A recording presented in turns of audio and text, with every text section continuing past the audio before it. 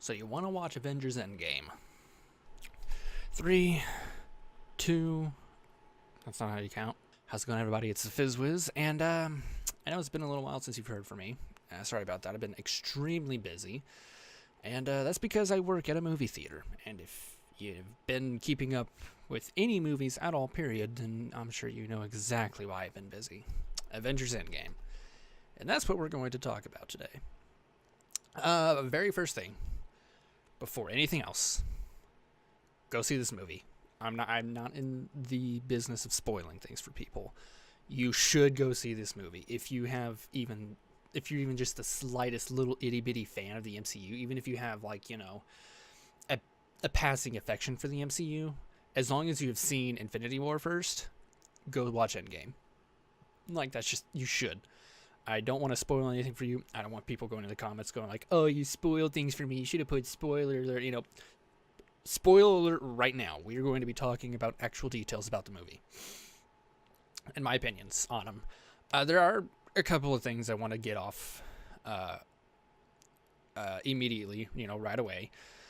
Not every single thing I'm going to say is going to be positive. Most of it is going to be, for the most part, I would consider this movie a good 9.5 out of 10, objectively speaking, and subjectively speaking, I would give it a 9 out of 10. It is amazing. It was such a good movie, and to be completely honest, it's a movie that I would go back and watch multiple times, and that's saying something. I'm not a person who watches movies multiple times. A movie has to be really good or has to resonate with me in some way for me to want to watch it multiple times to entice me that way. Endgame is definitely one of those. Infinity War was one of those. Doctor Strange, Spider-Man Homecoming, Thor Ragnarok. I loved all those movies. I would watch those multiple times over and over again, along with a couple other movies, But Endgame definitely falls under that category. So even though I'm going to say a couple of negative things about it, just keep in mind that I think that the movie overall is objectively amazing. I think that you should definitely go see it if you are even the slightest bit of a Marvel fan. Spoilers ahead, I think that's pretty much all I've got to say about as the intro part. So first things first, to get out of the way, one thing I've heard a couple of people mention, and I've kind of constantly thought about this myself, is I was constantly saying, just a moment ago, if you're a Marvel fan or if you have a fan, if you're a fan of the MCU, you should go see it. As far as I'm concerned, this movie could still possibly hold up if you're not necessarily a Marvel fan. If you're just a casual moviegoer, if you don't have extensive knowledge of every single Marvel MCU movie, as long as you have watched Infinity War beforehand, you can watch Endgame and not be entirely lost. You probably wouldn't get the same emotional impact everybody else has, obviously, for obvious reasons. A lot of everybody has been keeping track of and watching these characters for 11 years, and here's the, final movie wrapping all this up into a tight bow, obviously a lot of people are going to have a bunch of emotional attachments to these characters, and if you've not been keeping up with the MCU, you probably won't.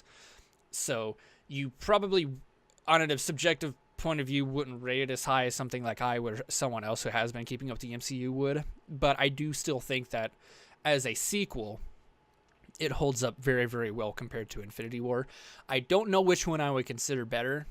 Infinity War was definitely amazing, but Endgame was also amazing in its own right. I've seen some people saying, oh, it was definitely an amazing movie and you should see it, but, I wouldn't consider it my top 5 Marvel movies. I don't know where I would put it because there's a lot of Marvel movies I really enjoyed, part of the MCU, so I don't know if I would put it in my top 5. I know it's at the very least in my top 10, but obviously I've not taken the time to rank them.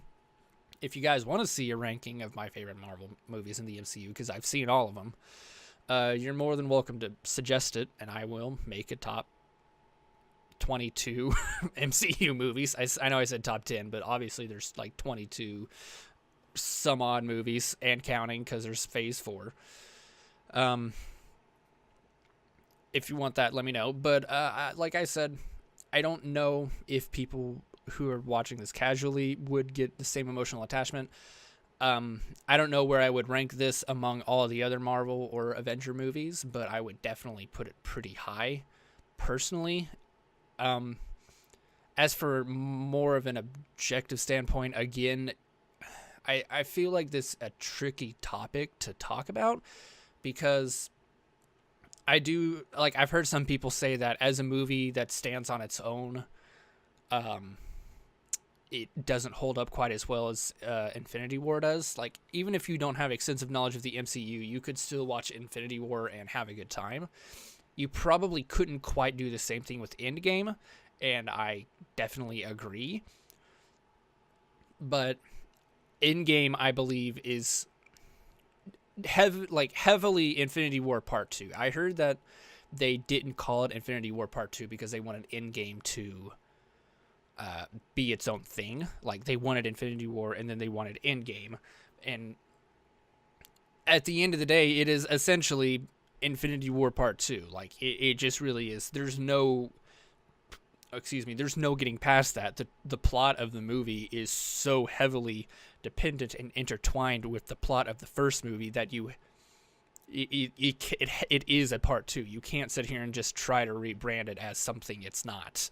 So, as for the casual viewer, see Infinity War first and then watch Endgame. You will not be disappointed. Even if you're not a massive Marvel fan, I don't think that you would be disappointed. But with that out of the way, let's get into more details about the actual movie. I got my full cup of tea and everything because this is going to be a long one. First of all, it's a 3-hour movie. It's a long-ass movie. I work at a movie theater. A lot of people didn't buy larger drinks because they didn't want to go to the bathroom. I saw the movie twice. One of the perks of watching the movie, working at a movie theater, is depending on the movie and if it's cleared by corporate, we can get an employee screening. Employee screenings, don't get this wrong idea. I don't see the movie before everybody else. Employee screenings are often on opening night or pre-opening night. A lot of movies, Friday's opening night. Not everybody knows this, but Thursdays for some movies are pre-opening night. It's the pre-show night.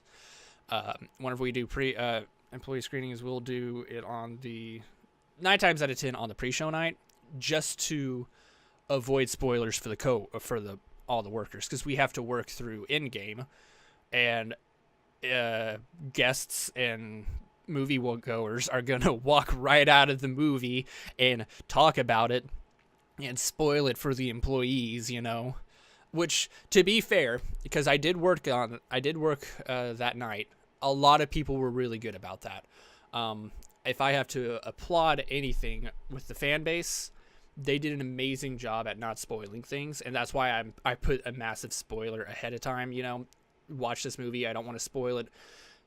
A lot of people didn't spoil it for me, and I worked there. There was a lot of really kind people who, I even noticed, a couple of people, they were walking out of the movie, and they were, talking something about it, and they look up, and they saw me, and they're like, oh, no, we shouldn't talk about it. I don't want to spoil it for someone else. I think that was really amazing, and I really think that's really cool, and I'm so grateful for, all the moviegoers who did that, as is, I'm sure, a lot of other people. Not so my managers. I've heard some terrible stories about people spoiling things for managers. But anyway, I did go see it twice. So once by myself at the employee screening and once with my cousin, just yesterday actually, or 2 days ago. Yesterday is the day of this recording. To start things off, one thing that my cousin mentioned that I didn't notice right off the bat, because a lot of the things I'm going to be talking about here is both from the point of view of myself and the point of view of my roommate / cousin, because we spent 3 hours yesterday talking about it. He absolutely loved it. I absolutely loved it. We thought it was an amazing movie, and we spent as long as the movie is talking about the movie. So yeah, this video is going to be a little bit long because I do have a lot to say about it. One thing I didn't ever notice because whenever we did the employee screening, the movie was so long, there was no previews beforehand. Whenever we went in, we sat down, the movie just started, you know? We didn't get any previews because the movie was so long and we'd be getting out so late, and a lot of people had to go in the next morning, so I knew exactly when the movie started. But whenever I went in the other day, yesterday with my cousin, and we went and watched it,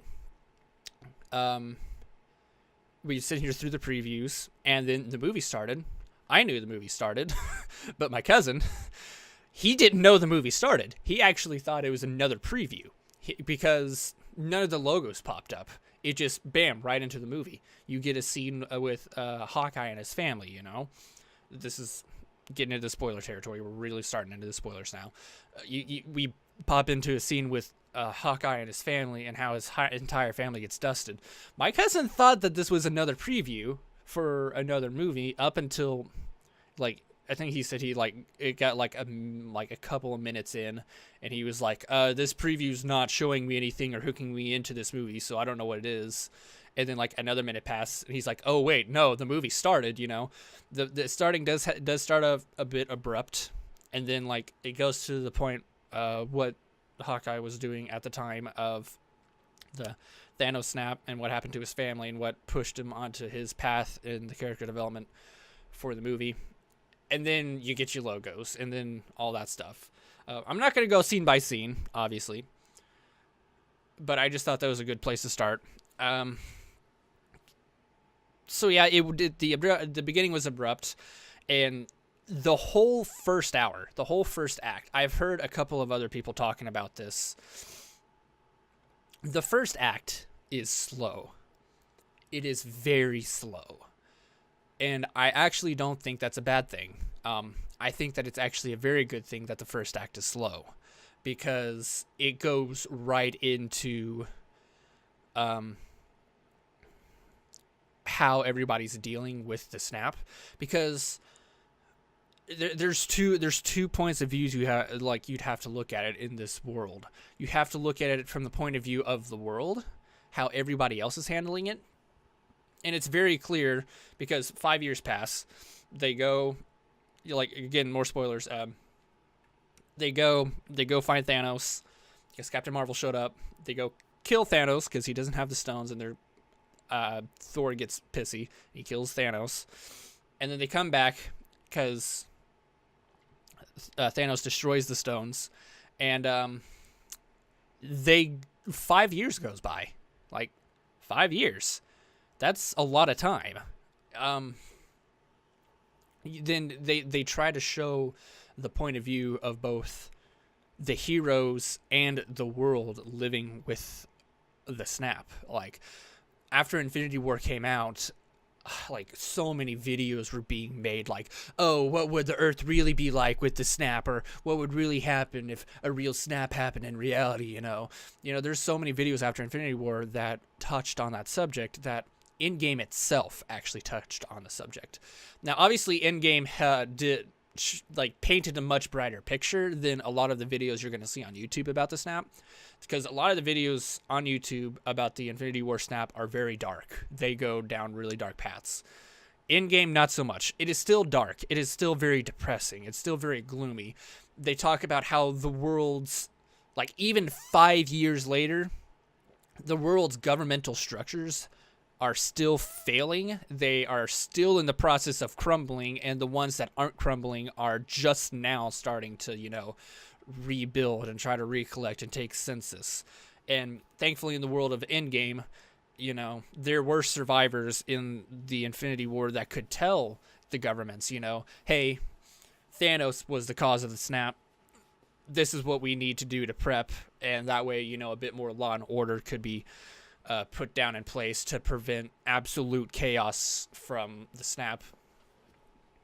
So, like I said, it is a bit more, in terms of the world of the MCU, the repercussions of the snap is realistic in terms of the world, like the MCU world. In the real world, it wouldn't have went that way at all, obviously, and I don't think that's a flaw of Endgame at all, because it's very clear that the heroes that personally partook in the Infinity War were right there. Most of them, not all of them, but most of them were, attempting to help fix the issues and fill the gaps that Thanos created. You get right off the bat, you get character development with Romanoff. You get character development with Captain America. You see Scott Lang come back, Ant-Man. You see all these characters come back, and you see how they're dealing with it. Tony Stark has a child. He secludes back, and he did what he said he would do back in Avengers Age of Ultron. He settled down. He built a log cabin for Pepper. Well, I don't know if he built it. He has a log cabin, and he lives with Pepper. I don't know if they're married, but I'm pretty sure they're married. They have a child, He's living a very happy, secluded life, free of the burden that he had felt the need to put on himself throughout the entirety of the MCU. It was very great character development. It was something that they were constantly pushing for within the last couple of movies, and they finally, kind of just pushed him over the edge. The act of Infinity War was like Tony's enough moment, I'm done carrying the weight of the world on my shoulders. I want to settle down and live my life. I felt that was right. I knew that was finally come full circle for his character arc and character development. I thought that made sense. A lot of what happens actually makes sense. Like Steve Rogers goes and he creates support groups, and he goes and he talks with people. They have a scene, like, I'm pretty sure that's like the very first scene you get after the 5 years later, 5 hours after the Thanos slap, 5 years later, the very first scene you see is Captain America sitting down in a support group and people talking about how they're trying their best to move on even after 5 years, and it really pushes and helps you feel the weight of what happened in Infinity War. It helps you feel how not only the world but how the characters are feeling. It really helps you understand that not only did they fail, they royally screwed up, and they have to live with that, and they are trying their best, and every single character is dealing with it in a different way. Really quick thing right here. This is actually an issue with the movie that goes unexplained, and a lot of the issues I'm going to bring up with the movie aren't really actual issues with the movie. They're just things that the movie doesn't explain and are very ex machina moments. If you're wondering, in case you haven't watched the movie and you're still watching, or if you have watched the movie and you're just watching this, whatever, Tony Stark and Nebula get pulled back to Earth thanks to Captain Marvel. There is a lot of confusion with this. People don't that's one thing I noticed. I didn't notice this immediately. I actually didn't notice this until the day I went to go watch it the second time. I woke up that day and I'm like, okay, so we're gonna go out and we're gonna go watch Avengers Endgame, and it actually hit me. I'm like, how did Captain Marvel know to find them? How did Captain Marvel come across them? But if you remember at the end of the scene, the end credit scene of Captain Marvel, she shows up to Nick Fury's locator thing. Maybe they told her then, but at the same time, other people are confused because after she brought them back, they act like this is a first time encounter with her. Like some of the characters act like this is the first time they're meeting her, or at least something. I don't know. It's not very explained. I would consider that a minor flaw. There are explanations, and it's not difficult to come up with an explanation for this. But the fact that the movie itself didn't explain it when it could have been very easily explained, it just would have helped make things, just make a little more sense. Some people might say, well, that's not important to need to be explained, when in reality it is very important because it is part of what pushes the plot.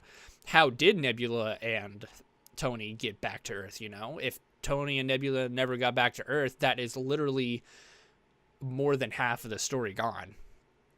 So we need to know how they did that. We need to know how Captain Marvel got to them and how she knew to bring them back to Earth, And like I said, we could figure out explanations on our own that are completely viable and set up, just a little like mismatched in the scenes, or maybe just some character portrayal with the actors, maybe, I don't know, but that is a minor issue. But anyway, back to what I was talking about with the results of the snap. We see that, Hawkeye, they didn't really explain why he was doing it. I'm guessing, he goes out and he starts slaughtering a bunch of, like, just bad people. Like, he doesn't just slaughter people. He's not like he's gotten mad or anything. He doesn't apprehend criminals. He actively searches out criminals, gangs, and mafias, and he kills them. He doesn't apprehend them for, to be prosecuted or tried. He straight up kills them. And he does it. He goes on a worldwide, spree doing this. They talk about how he was in Mexico and how Rhodey had to go clean up his mess. And then whenever he actually shows up again in the movie, he's in Japan. They don't explain how he got there, but that's obviously not real that important because it could easily be explained other ways. But they do a very good job showing how the characters are dealing with this. Romanoff has direct lines with Rocket Raccoon and Nebula, who are out searching for Thanos. They have direct lines with what's her name back in Wakanda. I can't remember her name. She was the first lady to Black Panther, and she is doing her best to reach out to the world governments and help fix things and restructure what needs to be taken care of. She has a direct line to Captain Marvel, who is out traveling in deep space, helping all of the other planets and societies who are crumbling due to Thanos' snap. And then there's Rhodey, obviously, who is trying to track down Barton. Like, it's very clear in that scene that Romanoff is grasping for her life because she considers the Avengers and those that she works with her family. Even the ones that she doesn't necessarily agree with, she considers them her family. And you can see that her way of grieving is her grasping to keep a hold of control, some form of control in her life to keep her family, is her way of dealing with this kind of thing. And you see Captain America's way of dealing with this is the same way he does with anything else. He helps people. That's how he deals with things. He helps people. He even shows up right after they have their meet. Like, Romanoff has her meetings, he shows up like, hey, I'm here to just help a friend, and then there's, they don't really evolve much on characters like Rocket and Nebula, which is kind of funny. Like, Rocket does Nebula plays a lot of important roles in this film, which is really cool. Rocket does, obviously, he plays about as an equal role in it as a lot of other characters do. But they don't really show a lot of his development. His development is implied. Like, they don't go... Like, the implied development is that he has matured to the point where he's taking things more seriously.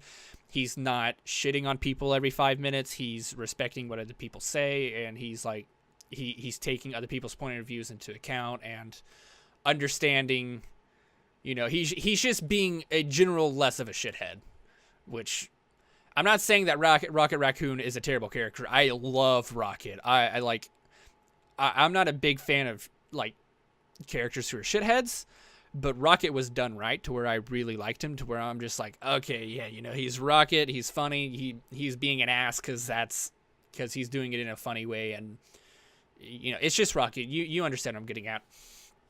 He's a lot more mature, and they don't really show that growth in this. They imply the growth, which is still growth, but it's not really growth that we attach to. We didn't go through that with Rocket. It's just that's how Rocket is now due to this. As far as I'm concerned, Nebula didn't really have a whole lot of growth. She's really kind of the same as what we left off from Infinity War and Guardians 2, as far as I'm concerned, but her character is also very stoic, and it's a bit difficult for me to graph her character development, but I'm sure she has evolved in some way. Ant-Man hasn't really evolved, but that is explained as to why, and it's perfectly understandable as to why. They don't really explain, you know, I mean, they do explain what Hulk has been up to, Banner. Banner Hulk, he basically becomes one with both, like, he basically combines both Banner and Hulk and becomes the Banner Hulk. Intelligent, like, as smart as intelligent and in control as Banner, with all the physical brutality, intense strength and body of Hulk. Like, he creates the best of both worlds. He, like, I think they, like, he said he went and he, like, meditated or something with monks, I think. I don't remember. He said something, but honestly, I watched it twice, and he talks kind of so fast in the scene, I didn't quite catch what he said. But he does explain himself, and it does make sense. Obviously, they don't show it, but at least, unlike Rocket, they do explain his character development, and they do explain how he gets to where he is as a character in Endgame. He doesn't really do a whole lot for other people. I guess he does become a, like, more of a prominent figurehead in society, because obviously in the past, in previous movies, Banner has always been a very secluded character because of who he is. He doesn't want a lot of attention. He doesn't want attention be put on him, because he knows that the more attention put on him, the more, havoc people see that the Hulk can cause. And if the Hulk causes a bunch of havoc and causes issues, and the more people that are looking at him, the more guilt he has to feel, because the more people know about it now. A lot more people know that the Hulk is causing this havoc, and he is the Hulk, and people associate him with the Hulk. Of course, that's just kind of my take. I don't know if that's 100% the case, but he kind of just comes to terms with that. He becomes a much more of a, I guess, figurehead in society a little bit more, because kids in the scene that Banner Hulk is introduced. Kids walk up and they're like, Mr.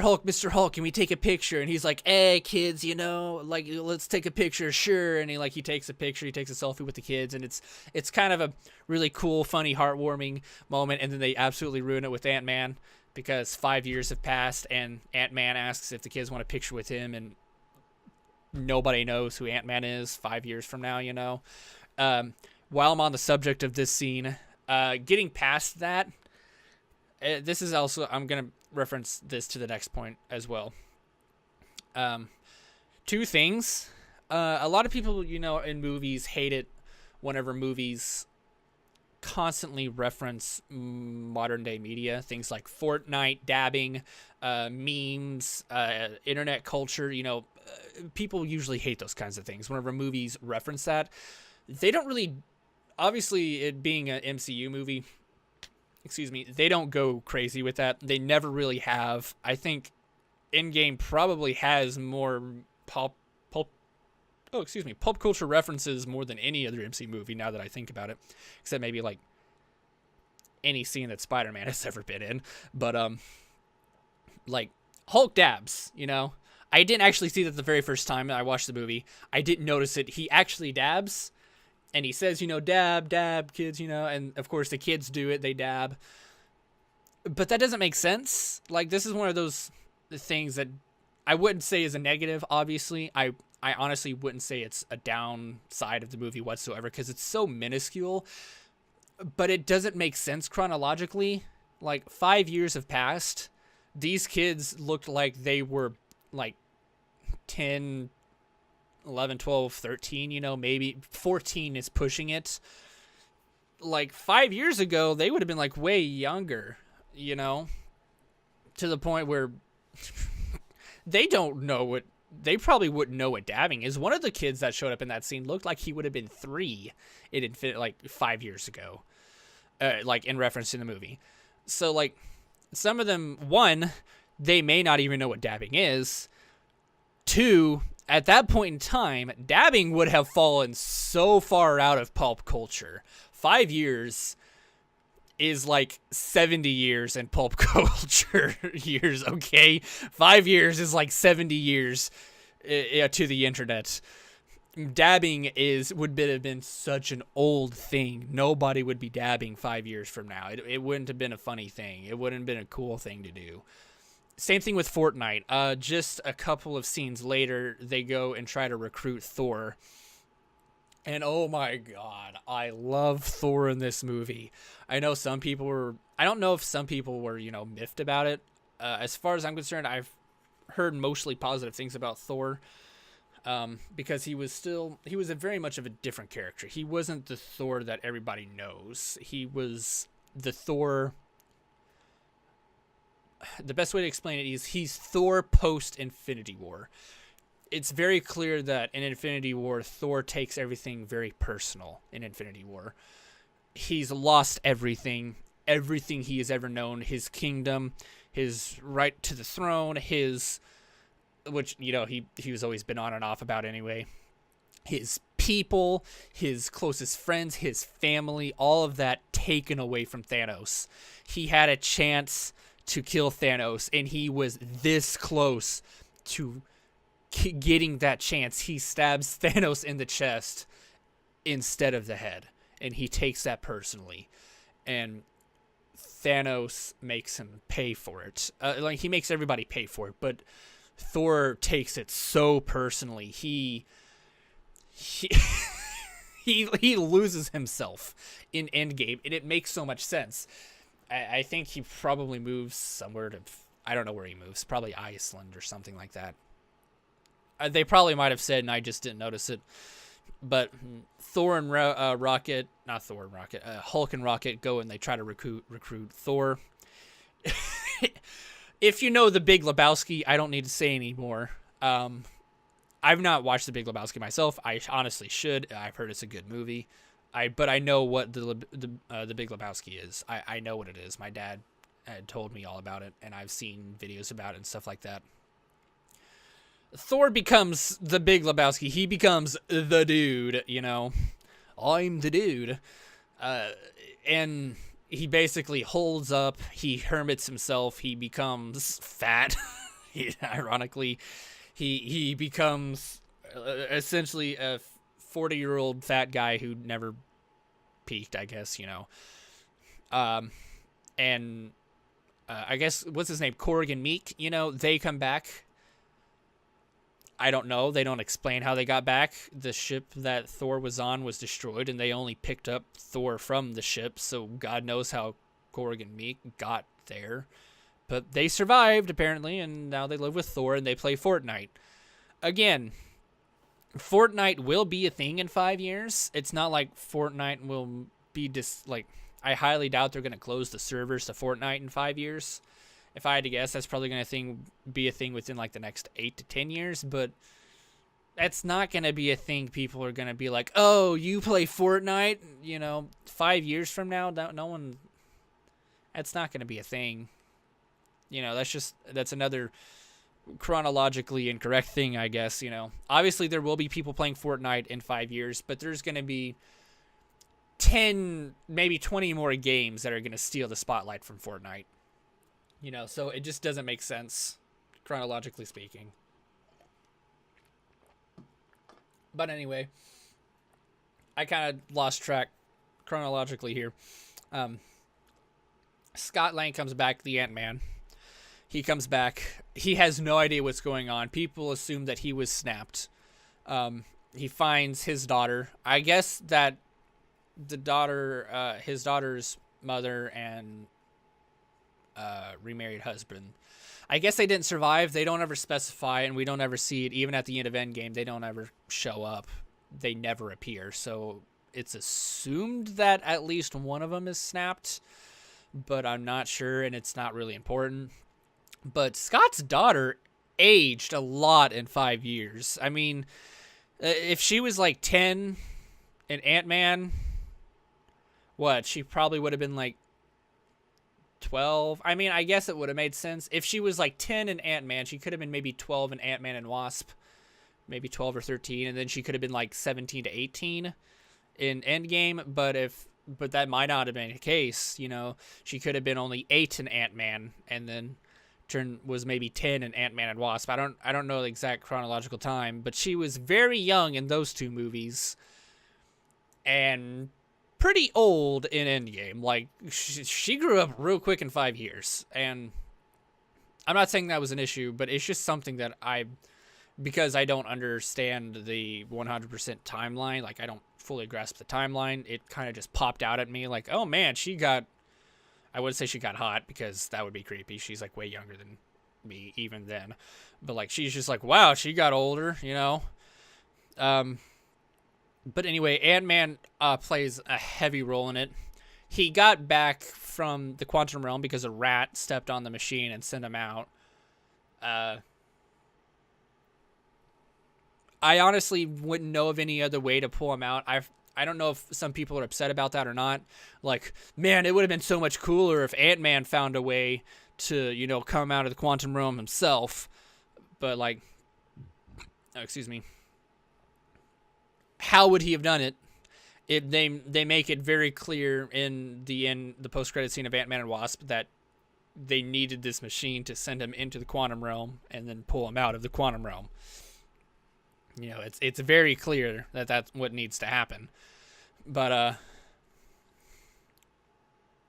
he gets pulled out because some rat steps on it. He comes in contact with you know, Captain America and Natasha. And I did hear another thing. Some people were saying, because especially I was watching the Some Call Me Johnny 2-hour-long review here. They were saying something like, oh, you know, they're playing loosey-goosey with the rules of the quantum realm. First, they said that, you know, Wasp's mother was in there for 30 years, and she actually aged quickly, but yet Scott was only in there for 5 hours, and yet 5 years passed in real life, you know. They're like, oh, they're not staying consistent, when in reality, they actually do state that time doesn't work the same way in the quantum realm. They don't have a specific, you know, way of quantifying how time functions in the quantum realm. So I'm not really upset, and I don't really think that it's a continuity error whenever they do clearly explain that time and space don't function normally down there. Whether time excels for you or whether time slows for you, you know. But that does bring on to the next part. Time travel. They use the quantum realm to time travel. So Ant-Man does actually play a very heavy role in the story. And one thing that I'm very glad that they did is they specified how the rules of time travel work in this movie. It's not like conventional movies where, you know, you go back, you change the past, it changes your future, and you could possibly cease to exist or something like that. They make it very clear that traveling into the past and altering things in the past will not change your future. Because because they have the time GPS or whatever, they can jump back to their specific future. Every choice you make causes a butterfly effect that splits the timeline. Even right now, deciding what I say is different. In a different timeline, I am saying something different right now. So basically every single choice that you make, if you time travel back, the slightest choices you make are obviously going to make branching timelines. And essentially what they have to do is they had to go back and steal the stones, pick up the stones from different points in time in the Marvel Cinematic Universe, and then bring them back to the future to use them to snap everyone back. They make it very clear that even if they go back and they grab all the stones and drastically change history, all that they're doing is branching history. And then whenever they travel back to the future, they're just traveling back to the branch that they're from, rather than traveling to a newly created branch, because time is constantly changing. If you travel to the future, you're not going to be if I travel to the future now, I'm not going to, you know, travel to what I think the future will be. There are an infinite possibility, an infinite amount of futures to travel to. I'm going to end up at a random future. I don't know what future. There isn't a future. It's not the future, just one of the futures. And they have the ability to travel back to their future, which is detached from the timeline due to the splits, but still existence. That timeline still exists because of a time loop or some shit, which I'm going to go back and talk about this because there's actually a couple of issues that I do have with the time travel in this, which, by the way, yes, Endgame is classified as a time travel movie now. Ant-Man comes up, they convince Tony to help him out. They go and they travel back in time to grab the stones because Thanos destroyed the stones with the stones, which it's very clear that the MCU works on its own rules compared to other Marvel movies or other Marvel universes, because I'm pretty sure in quite a few of the Marvel universes, you can't use the stones to destroy the stones. Like, I'm pretty sure that's a rule. You can't use the stones on other stones. So using the stones to destroy themselves is actually canonically impossible, if I'm correct, in and at least some of the universes. I'm pretty sure not all of the universes are like that. I'm pretty sure not all of the Marvel comic universes follow that rule strictly, because it's very clearly the MCU does not. And that is actually important. If you're a Marvel fan, that is actually important because it does, help dictate and help shape the rule set that the stones follow. It's not exactly like the comics, or it's not exactly like this universe or that universe. The stones are capable of destroying themselves. So ergo, they have to go back and get their own stone, like the stones from the same timeline, just at different times. So essentially they do that, and obviously because this is a celebratory movie, they do take time to offer a lot of fan service during these time travel moments. The first place they time travel to, because they split off into different teams and go to different locations, first one they go to is 2012 Avengers, the very first Avengers movie. And honestly, it was so amazing seeing that again after so long. I loved it. It was so cool seeing that, nowadays. I got to see the first Avengers 12 years ago. No, in 2012. That was, 7 years ago. I got to see that again without having to go watch, Marvel Avengers. And of course, back then, I didn't know that this was going to be a massive cinematic universe. Back whenever I first watched Iron Man and Thor and Iron Man 2 and Captain America, I didn't know that that was going to happen, but it did. And I watched Avengers, and Avengers really started getting that ball rolling. Avengers was the movie that really solidified the MCU, and they were the ones to say, hey, there's a bigger picture to be looking at here. We're not going to tell you what it is yet, but there is a bigger picture.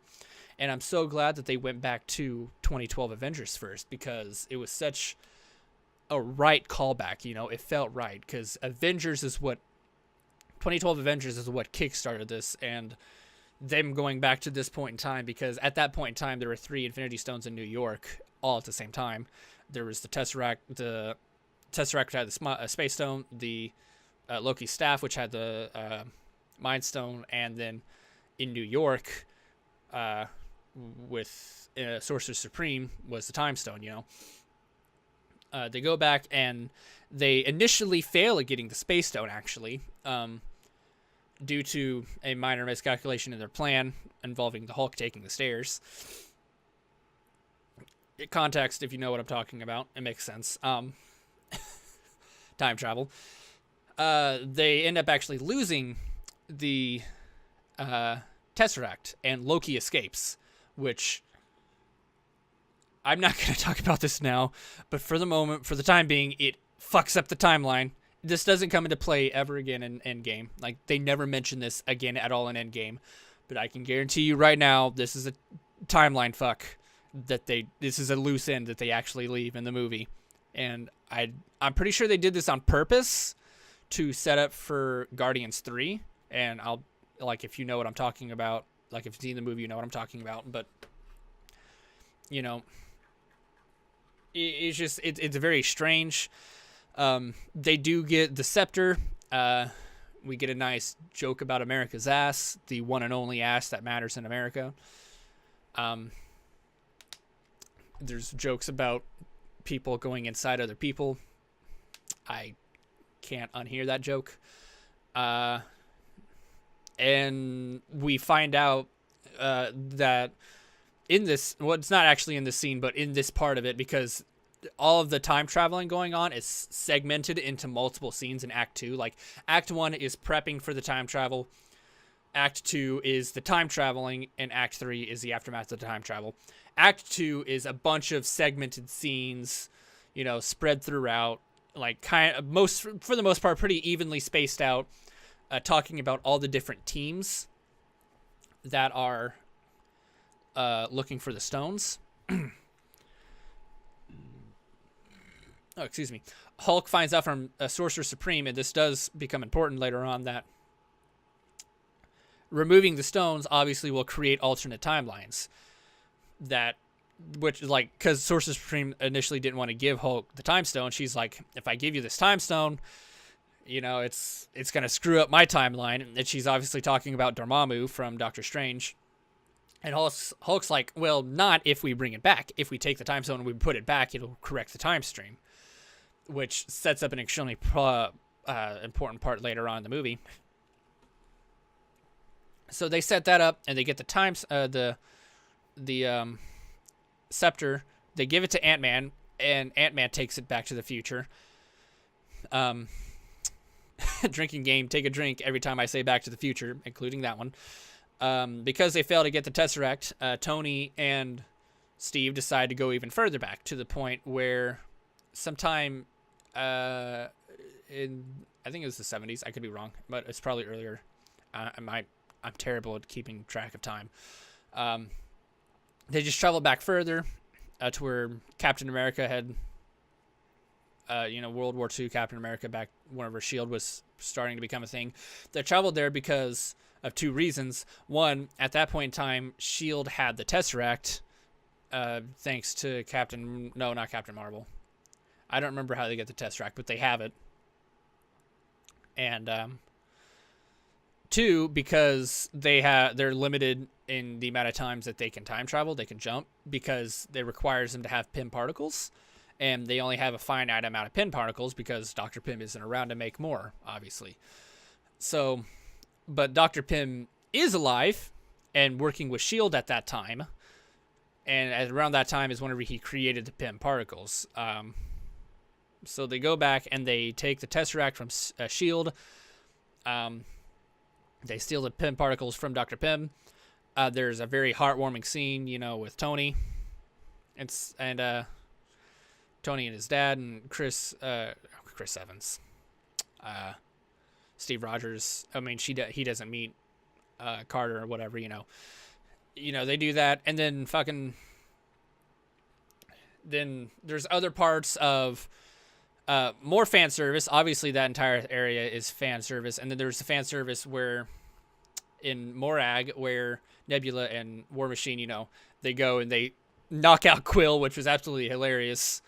And they take the Power Stone there. And then there was Vormir, obviously. And this is something that I knew that was going to happen. I knew that, obviously, there were characters that were going to die. That not everyone was going to make out of Endgame alive. There's a lot of contracts coming up, and if there were characters that were going to die, they would die during Endgame. I knew Natasha was gone. Like, I really like it. Like, not because I wanted Natasha to be gone. I like Black Widow. She's such a cool character, but I knew it. Like, they're trying to decide, should she go or should Barton go, and I'm just like, it's Black Widow. Barton has too much writing on this. He has an actual family, and she feels like she has to do this, stuff like that. I saw that was predictable. What wasn't predictable was the fact that, Thanos regrabs Nebula, like the Nebula of 2014, because that's when the Guardians was. Ends up getting like her memory banks or whatever, her memory servos were intertwined with the Nebula of the future that was time traveling back, and I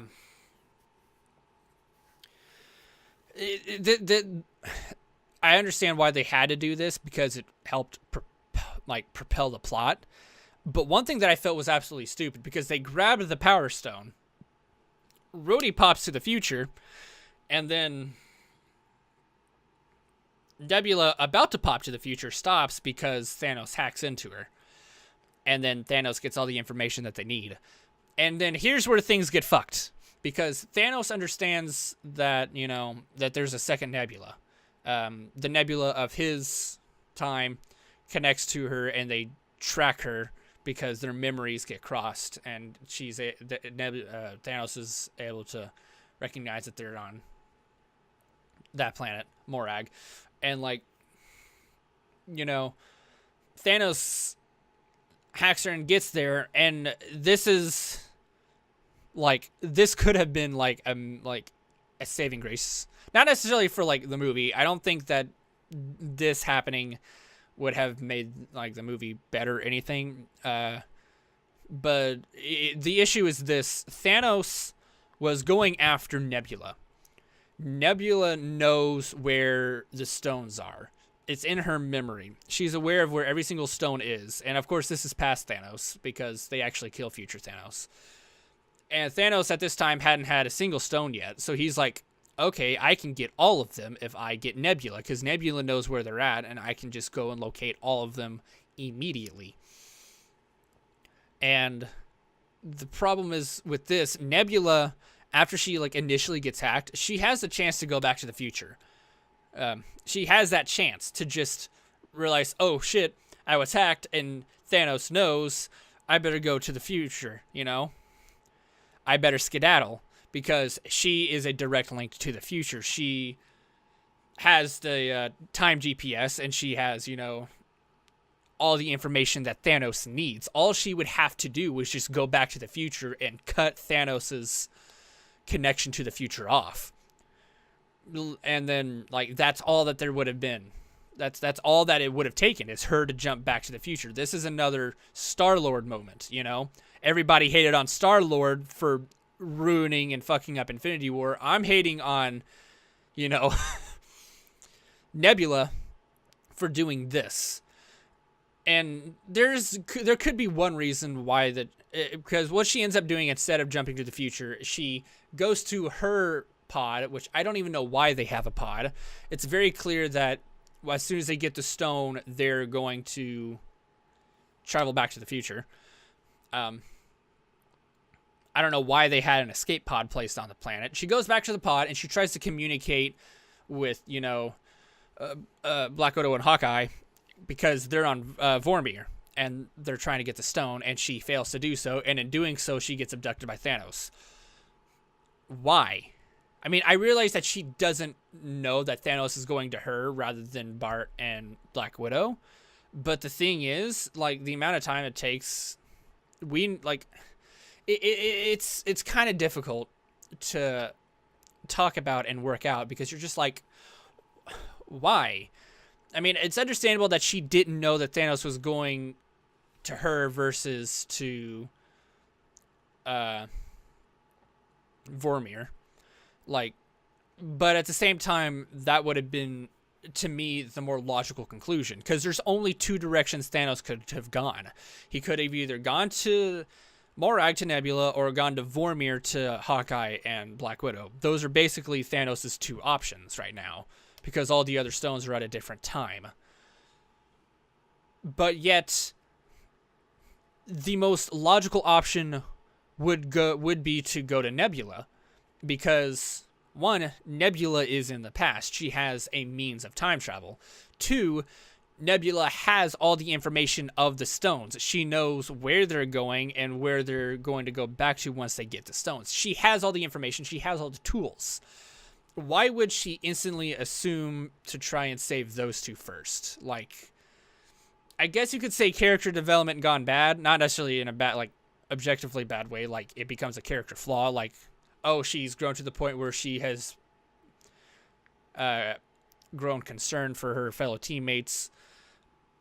She felt the need to go warn them. But they have time travel equipment too. All they have to do is get the stone, and then, bam, instantaneously time travel. That takes way less time than it would for Thanos to travel there. At least I think so.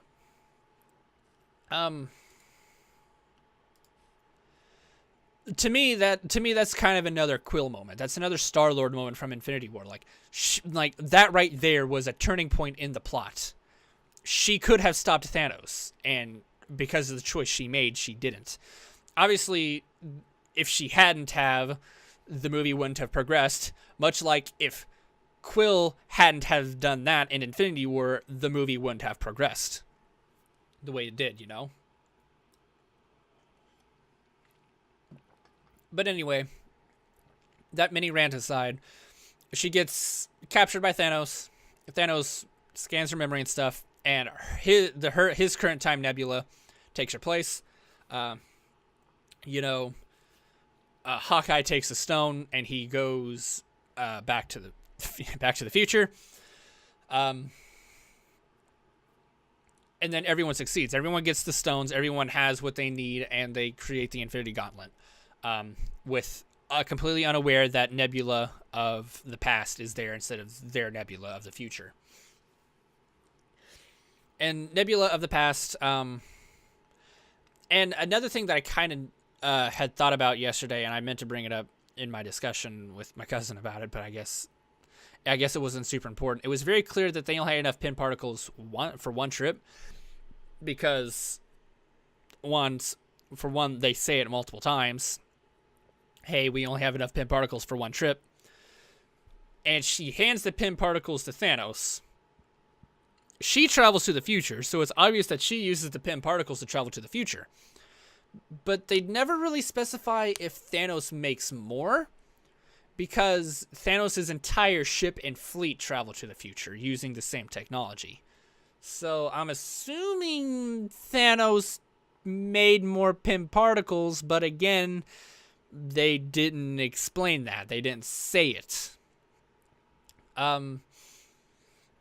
It was like, it's an easy explanation. You know, we can come up with a solution very easily. Thanos is an extremely intelligent person, despite his moral flaws and viewpoints at overpopulation.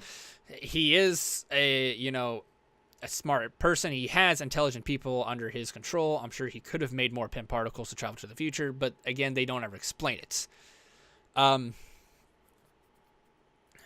Anyway, they take the stones back to the future and they create the gauntlet. And of course, Thor tries to immediately use it because he feels so,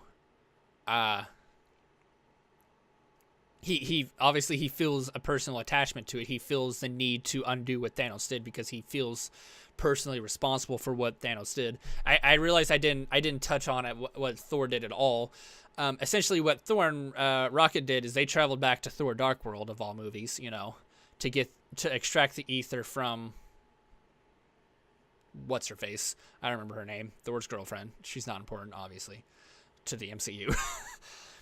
Thor has some character development with his mother. He meets his mother again after she had died. He talks to her. She comforts him. It is actually a very touching scene, and I love it. He actually grabs Mjolnir, because because of course at that time Mjolnir wasn't destroyed. He grabs Mjolnir. He recognizes himself as still being worthy, and he travels back to the future with Rocket after they extract the ether from what's her name. They don't really specify how they get the stones out of their traps. Like, obviously the Soul Stone and the Time Stone are not trapped because they're extracted as the stones, but Reality Stone is still trapped within the ether, and I'm assuming Thor may know how to destroy the ether. I don't remember how it was destroyed in the first place. I honestly don't remember. But there's also the Tesseract, which I guess they could have broke. I don't know if there's a safe way they could have done that. And then there's the Power Stone ball sphere thing that they had. I'm not entirely sure what was with that. I assume they could have done that.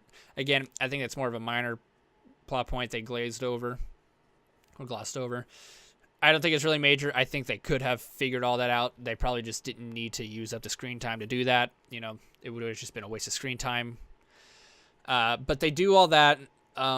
So at this point in time, Thor has both Stormbreaker and Mjolnir. And they're like, okay, who should do the snap? Who should do the snap? And Thor obviously wants to do it, but they stop him. And then Hulk walks up and does it. You know, Hulk takes the Infinity Stone because he's the only one that could survive using it. And Hulk using the Infinity Gauntlet, or, you know, an Infinity Gauntlet. I guess it would be Tony's Infinity Gauntlet, which is one of the most badass things ever. I know that in the Marvel Comics, Thor has used the gauntlet before. But,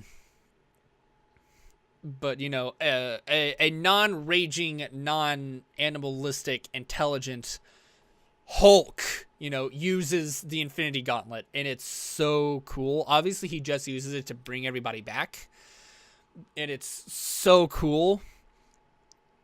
Again, I'm gonna say it's so cool a million times because I don't really know what else to say about it. They bring everybody back.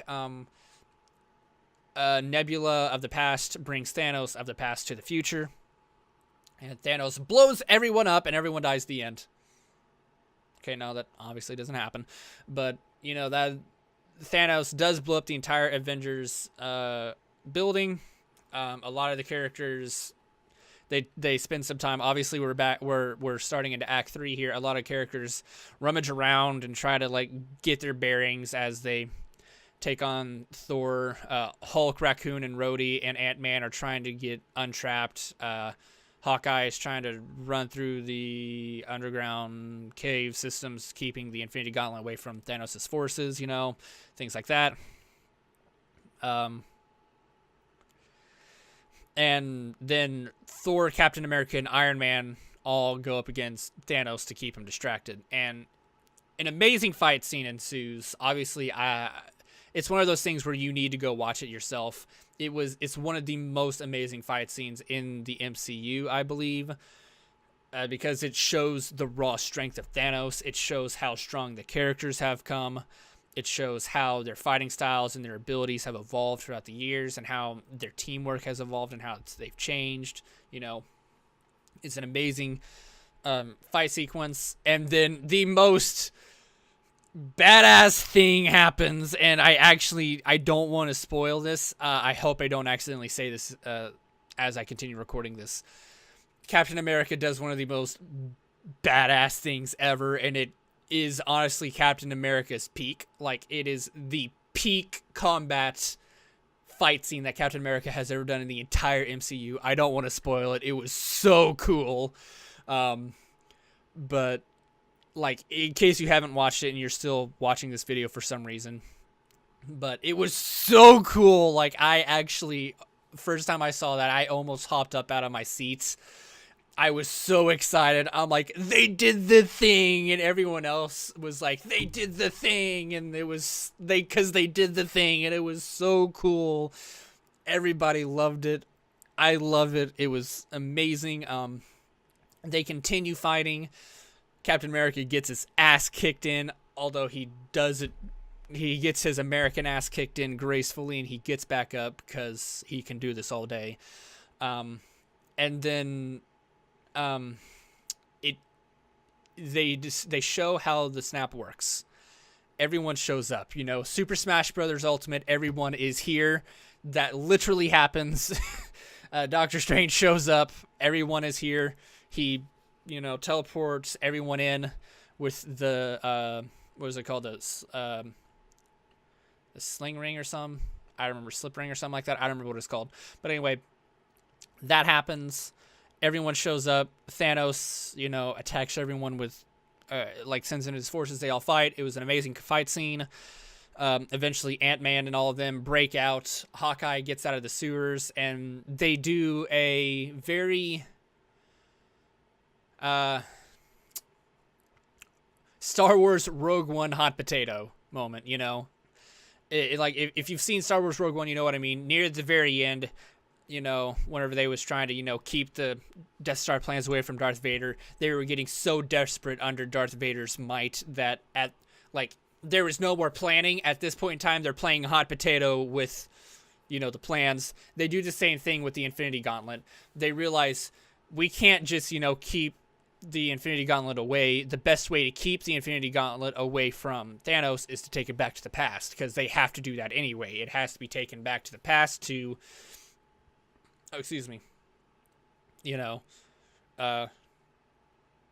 fix the time stream.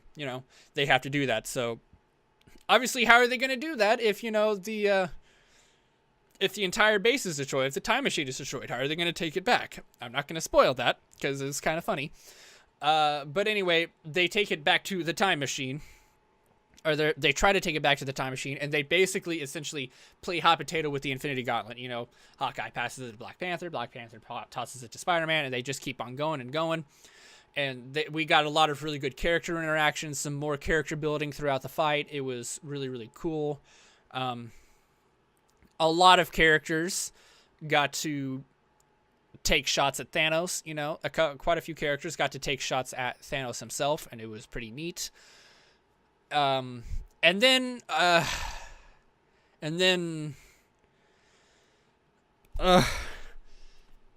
immersion was broken.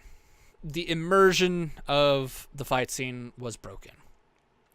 And if you've seen the movie, you know what I'm talking about.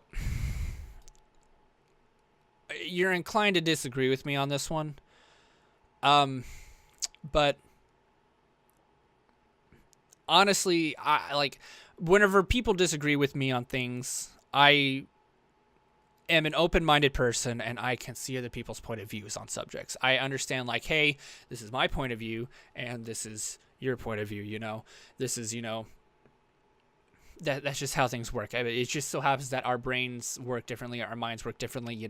We just have different ideas on things. I'm very open-minded about that, and a lot of times, my opinions can be changed, and my ideas and my thoughts on things can be changed. You're not changing this one. You're not. My immersion was not simply broken for the fight scene. It was forcibly shattered. They forcibly took my immersion and snapped it. Thanos snapped my immersion. I was so taken out of the movie at this moment. And if you understand, if you thinking I'm, making a big deal about this, you probably understand what I'm talking about.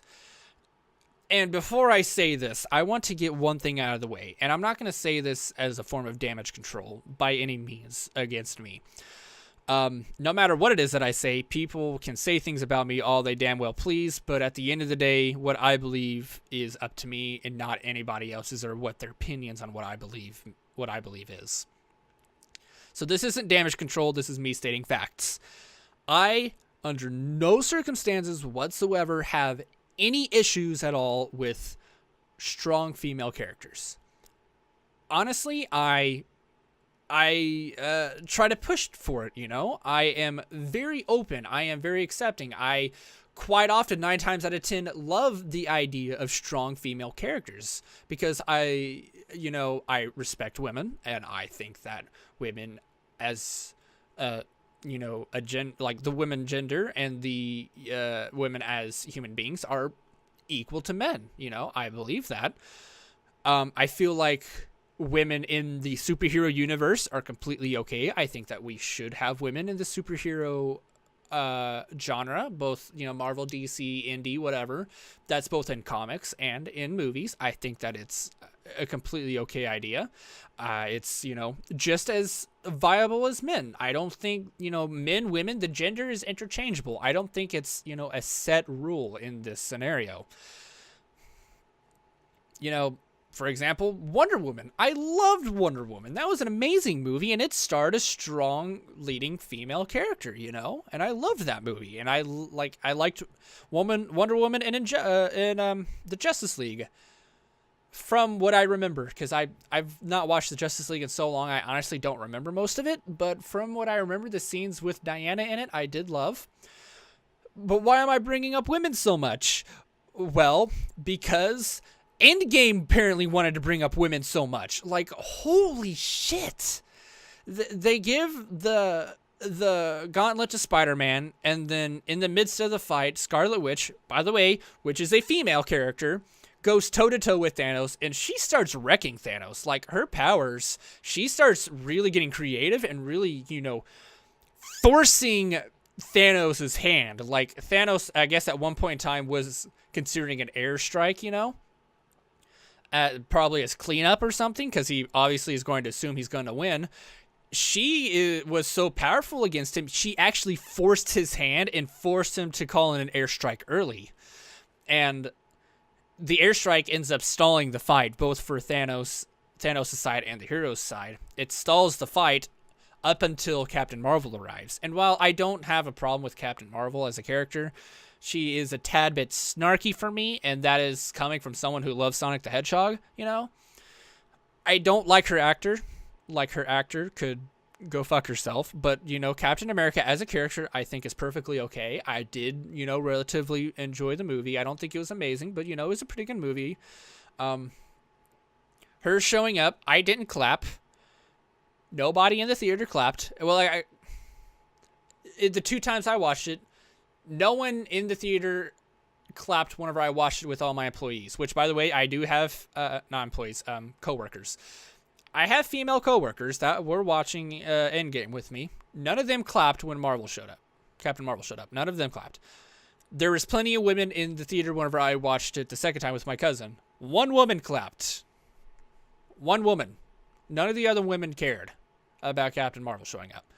And my issue isn't Captain Marvel showing up. That didn't break my immersion at all. She showed up, the airstrike focused on her, and she destroyed Thanos' ship, allowing the fight to proceed. With, obviously with in favor of the heroes. She flies down and she takes the gauntlet from Peter. Her and Peter have a really cute exchange. It was actually pretty cute. Peter Parker's just like, how are you going to get, the gauntlet over to the time machine? How are you going to do that? And she's like, oh, I'll manage. And then I don't remember who showed up first, but one of the other female characters showed up, and she's like, well, she's not alone. And then another female character showed up, and then another female hero showed up, and then another, and then all of them showed up. Every single female hero showed up in the MCU that was alive at that time. All of them, Gamora, because Gamora came from the past. This is past Gamora. Nebula, fucking Wasp, Pepper Potts, Mantis, what's her name that works with Black Panther, also what's her name that works with Thor and Ragnarok, just all of the female characters except for Black Widow, the true coolest female character, whatever. That's a joke, but every single female character shows up, and this isn't an exaggeration, and I'm not trying to make this scene sound worse than it is. This actually happened. They actually fucking catwalk towards Thanos. Like, they all just converge on one point, strut on the catwalk towards Thanos, and then attacks him. Like, my immersion was absolutely shattered. It was so horrendously broken. I mean, obviously I was able to get it back. It did come back relatively easy. Ironically, after all of the women left, you can call me sexist if you want. I'm not. But essentially, after that scene ran its course, even to the point, I kind of got my the immersion back whenever Captain Marvel started taking on Thanos one-on-one. Whenever her and Thanos started fighting one-on-one is probably about around the time whenever I snapped back into it. But the actual flow of the combat, the immersion, the logistics of this fight, of this section of the fight scene, it doesn't make sense. It is so forced. It is so unnatural. It is actually shoved in your face, and it's not good. Like, this is like one of the biggest contributing factors as to why I wouldn't consider it like giving Endgame a 10 out of 10, obviously.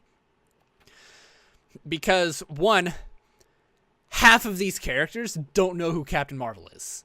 More than half of them. I would consider like 80% of the characters that showed up beside Captain Marvel had no idea who Captain Marvel was. Nebula knew, and what's her name that works with Black Panther? I wish I could remember her name. She was a cool character. I can't remember her name for the life of me. She was a really cool character.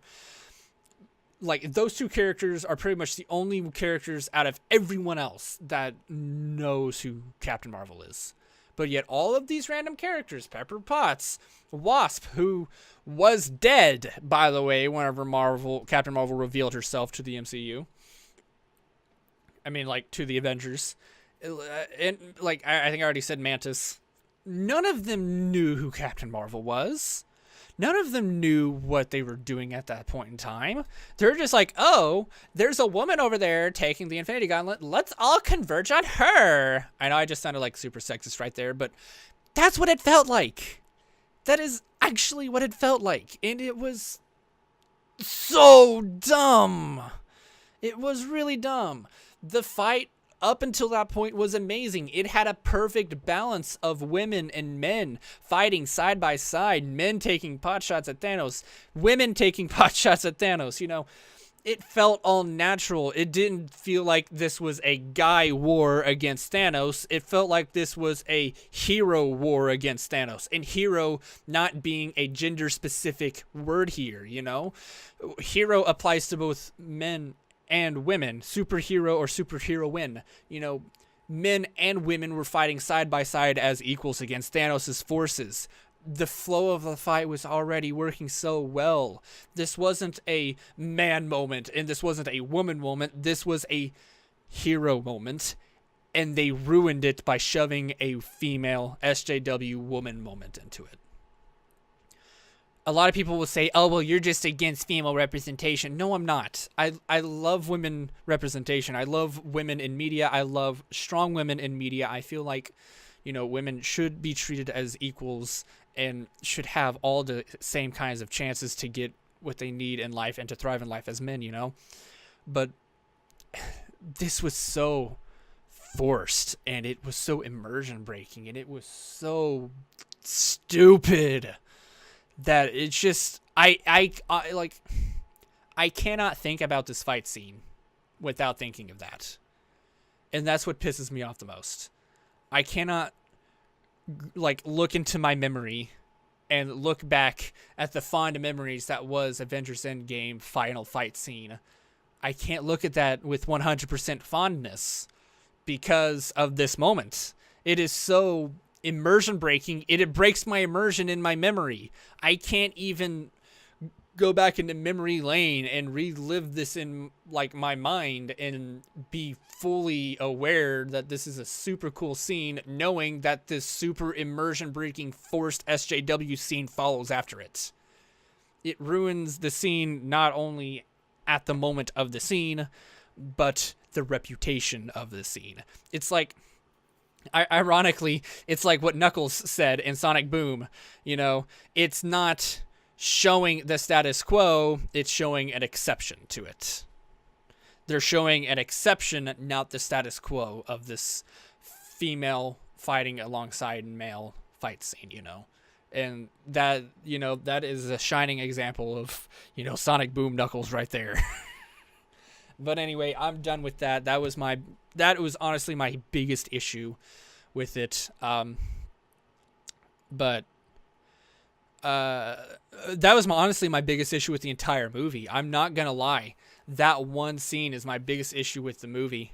Outside of that, I actually don't have a whole lot of other issues. Me and my cousin were talking about it yesterday because we're nerds. Obviously, we love the subject of time travel. We broke down every single moment of time travel in this movie, and we basically broke everything down about what did and didn't work. But for the most part, they actually, from what we came to the conclusion of what we knew about time travel and all the theories of it and how it worked based on the rules set up in the MCU, they actually did it very, very faithfully. It actually, for the most part, as in like 90% of the time, it actually worked. Obviously, with the rules of time travel, even when you set up rules for your universe, you have to be vague with them, because if you aren't vague, you have to write a perfect story. If you don't allow for leeway in the rules of time travel for your story, you have to make your story perfect in order to fit your own rules. And I feel like that they did that pretty well. I feel like that they not only did they explain how their rules worked, they were vague enough with how their rules worked that allowed them to play with it a little bit.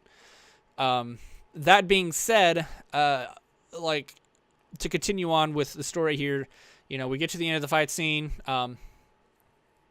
Some characters die. We get to some funeral, you know, and then we get to the point where Steve Rogers elects to take all the stones back.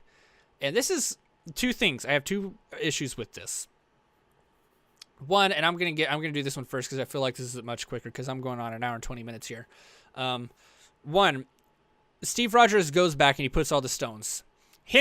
It was, you know, hours, maybe even days of him putting the stones back. I don't know. But to everybody else waiting for him, it was only 5 seconds. He travels back in time. They wait 5 seconds. Bam, they pull him back. He doesn't appear. He doesn't show up. They're like, oh, what happened? And obviously, as soon as I was aware that Captain America was going to go back by himself, I knew he wasn't coming back. Like, I'm like, okay, this is the part where Captain America is gone, you know. This is where he leaves. Either he dies somewhere at some point in time in the timeline, or he decides to do something, and for some reason or another is forced to stay.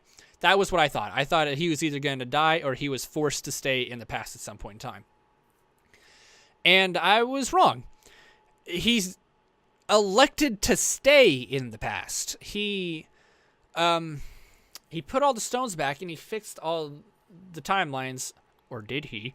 And then he stays in the past. He elects to stay in the past and live out his life in solitude with Carter. And here's the thing.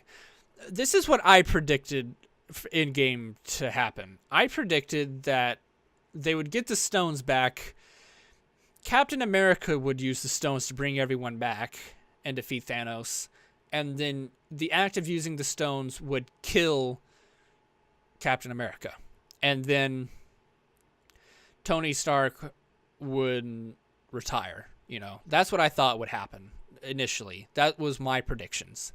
Obviously, I didn't predict, you know, Thanos destroying the time stones, all that time travel stuff. I didn't predict that at all. That was way left field that I didn't foresee coming whatsoever, and I'm super glad they went that route versus any other route I could have done. But what ends up happening, you know, Tony uses the stones, it ends up killing Tony, and then, you know, Captain America is the one that retires. So essentially the exact opposite of what I predicted, which is fine. I don't actually have an issue with that. I don't have a problem with my predictions being wrong. That's completely okay. But for some reason, it just doesn't sit well with me. Not because I was wrong, obviously, but because this just doesn't make sense with Captain America's character. It's very clear that after Winter Soldier and Civil War, that Captain's point of view and his, not necessarily his morals, but the ground he stands on has changed. Not what he believes in and what he fights for has changed. Rather than fighting for the freedom of the nation that is America, he, you know, switches over to fighting for the individual, for those that fight for what is right, you know. He really kind of shifts into a different persona throughout the character arc of his movies. In the Captain America movies and the Avengers movies and in Endgame, you know. But this is a very selfish scene. This is a very selfish act for Captain America. And Captain America is a very selfless character. Even throughout his multitude of movies and scenes and shots in other movies like the Avengers and such, and Civil War, he's always shown to be selfless. Even the only selfish thing that he has really done was, you know, Winter Soldier. That was probably the most selfish thing he had ever done, really. And even then, like, he was still an Avenger and he was still on the good side up until Civil War. And it's not like the things he was doing in Civil War was super selfish. And it's not the reasons that him and Tony ended up splitting was extremely selfish. He is just overall didn't have the character arc to do a selfish act. And I'm not saying that, he didn't deserve one. He definitely deserved it. This is the arc that he deserved. He deserved to have his retirement. He deserved to have his happy ending. He deserved to have that dance. But it just didn't make sense. He stays in the past. He marries Carter, and he forces the moniker of Captain America onto Sam. And that is, those two things, his selfishness of staying in the past and his forcing the moniker of the Captain America onto Sam. Like, obviously Sam could have declined and Captain America wouldn't have had any other choice, obviously. Sam could have said, no, I don't want to take up the moniker of Captain America, and that could have just been it. But I'm pretty sure that Captain America was very aware that Sam had to. Like, Sam understands that Captain America as a figure means something to everybody. And I'm pretty sure Captain America knows that, Steve Rogers knows that, Sam knows that. So Sam pretty much would have had no other choice but to take up the name Captain America. So it kind of seemed like a very selfish thing for Captain America to do, to stay in the past and live his life, and to force the moniker of Captain America onto his friend. It just seemed out of character. And the reason I bring this up is because Endgame has a lot of character development in the movie. It sets up a lot of the characters to finish their story arcs. It honestly does. A lot of characters get their story arcs completed. A lot of them get what they need said. A lot of them have their happy ending or unhappy ending or ending to justify the means. But I don't feel like they did that well enough for Captain America. I feel like he's the one character who didn't get enough development throughout the movie to justify these choices he made at the end. But at the same time, I don't think it was a major, massive issue. Chris Evans' contract with Disney was up. He had to give up the moniker of Captain America. He was ready to move on to do some other things, So it made sense, but at the same time, it doesn't make sense if you understand what I mean. And of course, they're inclined to disagree with me on that one. And unlike the previous issue I had, I'd probably be a lot more open to have my mind changed on this one. Maybe it's been a long time since I've watched the Captain America movies. Even though I love Captain America as a character, I'm not a big fan of his movies. So obviously, a lot of the movies involving him with his name on it don't stick out in my mind a lot. Honestly, to be completely honest, both Winter Soldier and Civil War, the memories of them blend together. I honestly get them mixed up between the two a lot, just because I'm not a massive fan of the Captain America movies. I love the character, and I love keeping track of what the character does, because his moral stance as a character is a wonderful subject to be brought up and talked about. It's a wonderful subject of argument. So if you have any disagreements on that, I'd honestly like to hear your opinions on that one. And on to the second issue. That was just the first issue. I took way longer on that than I thought I would. The second issue with the time traveling, him going back and time traveling back to put all the stones back. One, how did he put the stones back on Morag and Vormir? I want to know that. He has to put the stones back exactly where they came from, so how did he do that? Exactly. I want to know. And in doing so, in putting the stones back into Vormir, did he get Black Widow back? That's a question I actually have. I wouldn't say that's an issue, more so as a question I have. It is a soul for a soul. Could he have gotten Black Widow back? Because obviously Vormir, the Soul Stone was taken in 2014 in Endgame. In Endgame, Vormir 2014 is when Black Widow and Hawkeye went to go get the Soul Stone, which is years before Infinity Stone or Infinity War.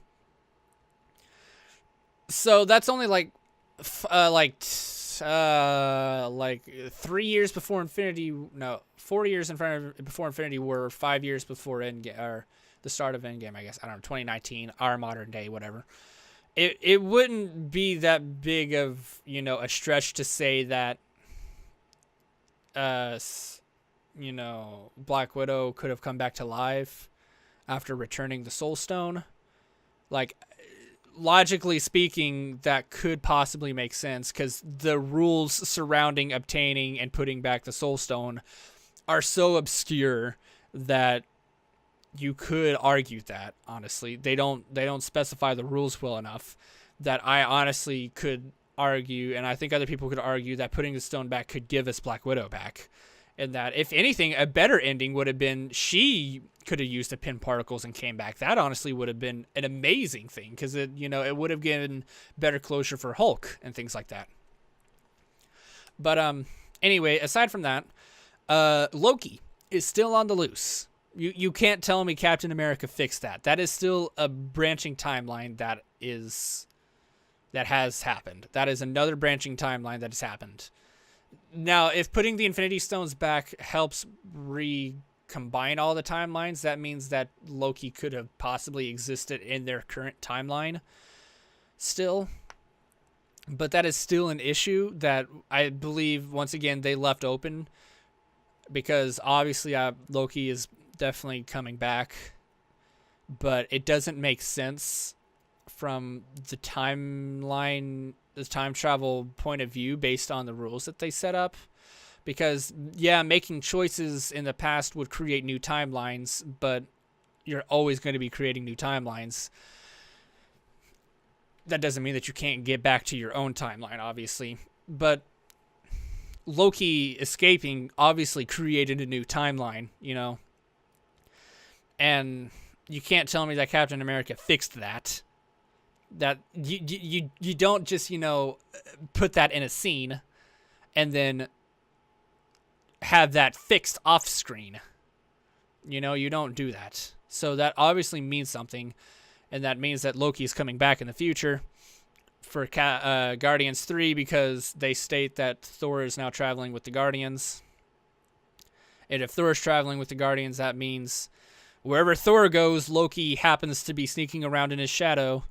And if he's traveling with the Guardians, then that means he's probably going to be in Guardians 3.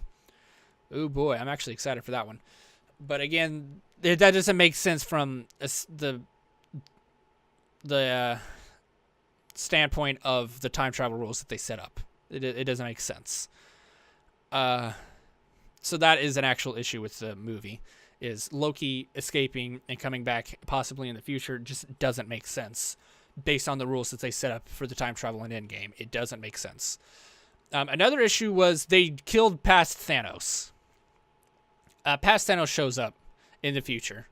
2014 Thanos shows up in the future. And then Tony kills him. Now, this one isn't necessarily an issue, more so because my cousin and I came up with a solution for it that they didn't ever specify in the movie.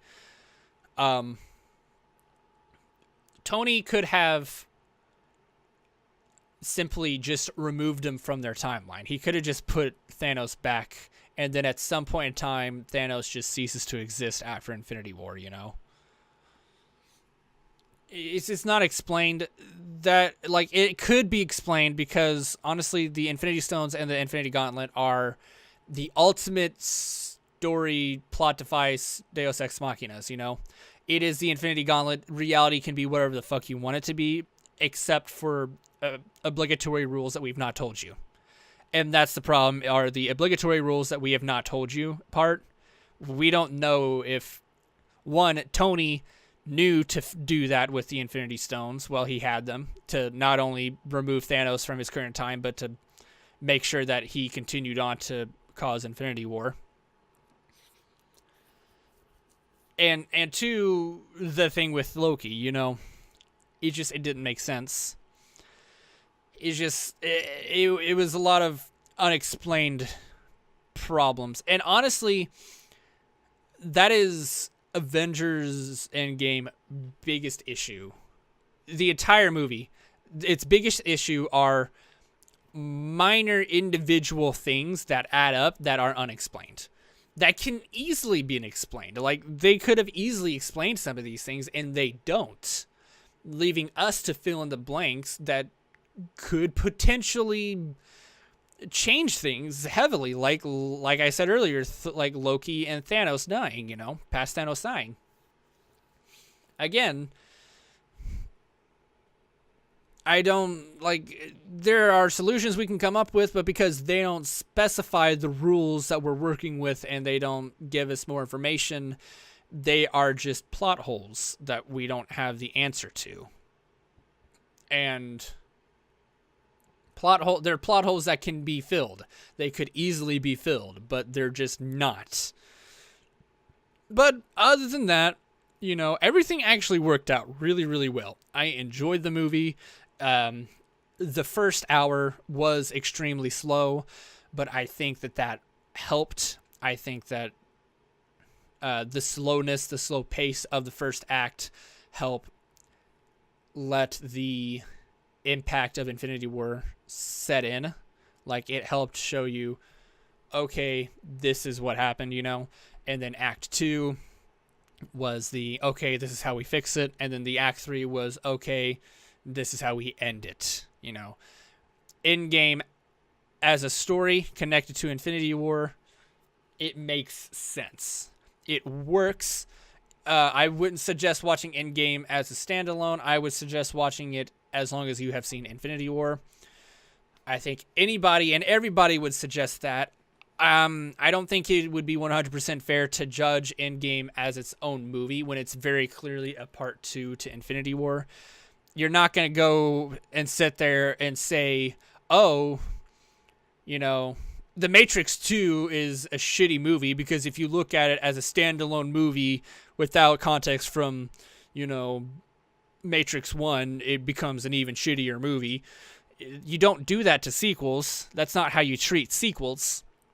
You have to treat sequels based on the context of the prequel and the prequel to the sequel.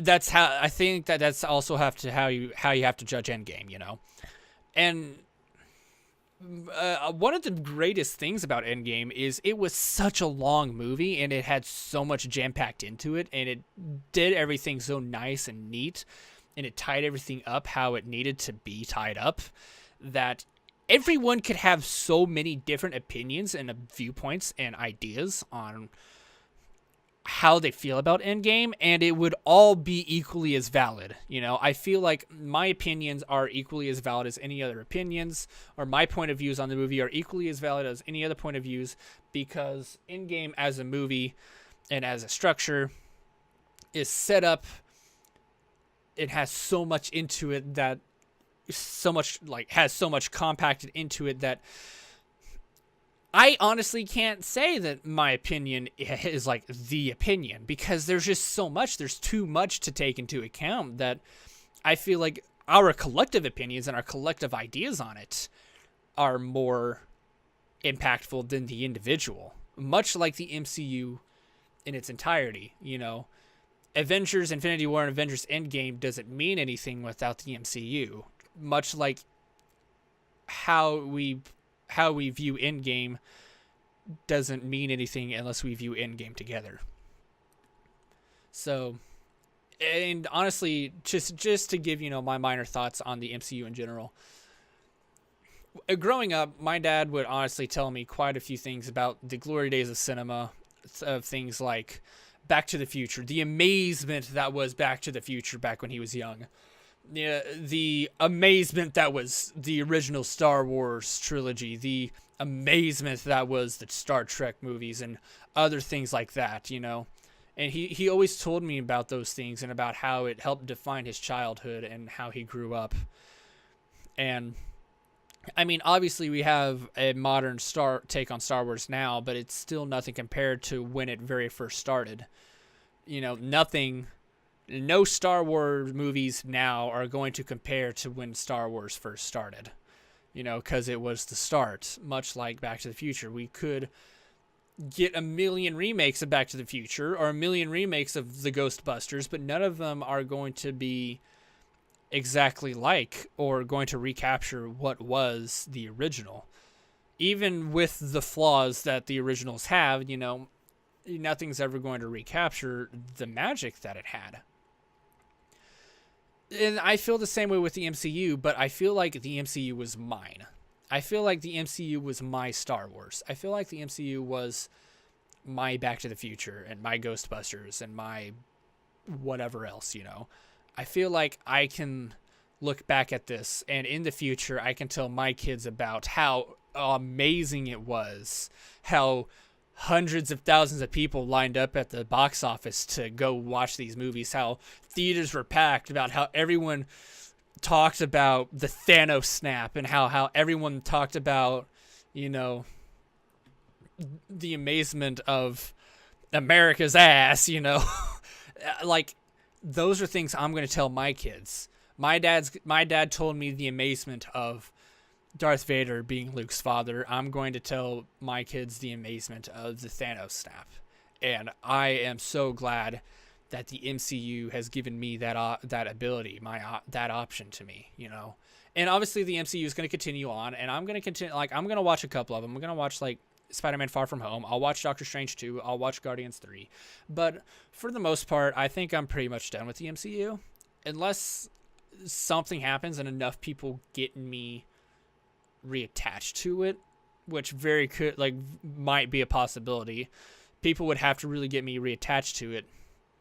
But for the most part, I'm just about done with the MCU. I think that Endgame was an amazing end. I feel like it was an amazing conclusion.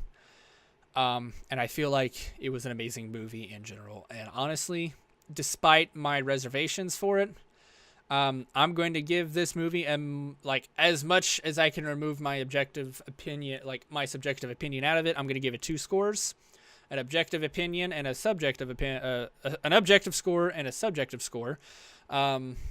First would be the objective score of I would probably say 9.4 to 9.5. I would give it an objective score of about 9.4 to 9.5. And I would give it a subjective score of about probably closer to 9. 9 to 9.1 or 2, probably somewhere around that area. So anyway, about all the different ideas, little ideas that I shot out there about the movie, I'd love to hear your guys' opinion. I know this video is extremely long. I just got off work, and honestly, this is the first video I've made thanks to this movie that I've been talking about for an hour and a half. I've had no spare time to do anything like work on the Infinity Project or make videos that I've wanted to make or stream, which I'm going to be doing later on today because this video is going to be posted, tomorrow after I, compile it and all that shit. But anyway, that'll be it. I will see you all guys next time. Make sure to, give a like if you enjoyed it. Subscribe if you want to hear more, see more of my videos. Ring the bell if you want all that shit. Comment. I definitely want to hear your opinions if you've seen the movie. And you can also join my Discord just to give, generally talk about all different kinds of nerdy things. So that's pretty much all I've got. I will see you all guys next time.